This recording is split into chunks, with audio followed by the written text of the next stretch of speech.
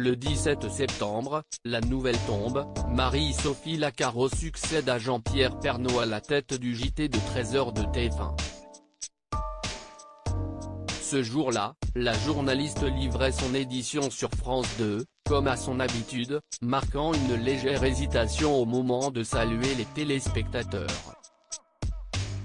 S'il se murmurait que Marie-Sophie Lacaro ferait ses adieux à France 2 le lendemain, elle n'a jamais eu le temps.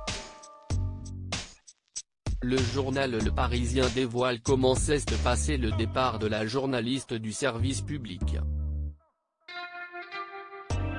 Marie-Sophie Lacaro aurait annoncé dans un premier temps au directeur de l'information Laurent Guimier la nouvelle de son départ. Elle serait ensuite partie s'entretenir avec la DRH sans toutefois en parler à la hiérarchie afin de bénéficier du plan de départ volontaire.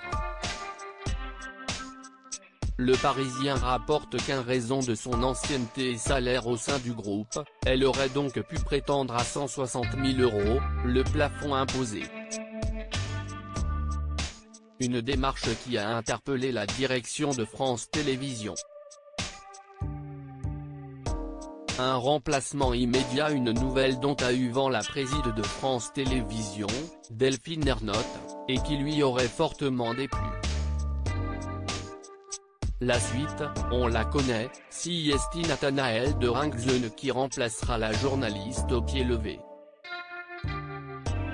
Marie-Sophie Lacaro est ainsi évincée de la grille de France Télévisions. La journaliste renoncera à toucher ses indemnités. Le 4 janvier, Marie-Sophie Lacaro a animé sa toute première édition du JT de 13h de TF1. Une première qui a enregistré de bonnes audiences. Le JT de 13h de TF1 a été suivi en moyenne par 6,4 millions de téléspectateurs, pour une part d'audience de 45,5% selon Médiamétrie, rapporte Pure Média.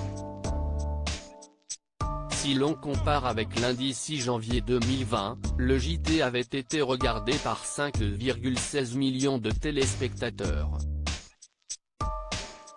La fin de l'ère Pernaut.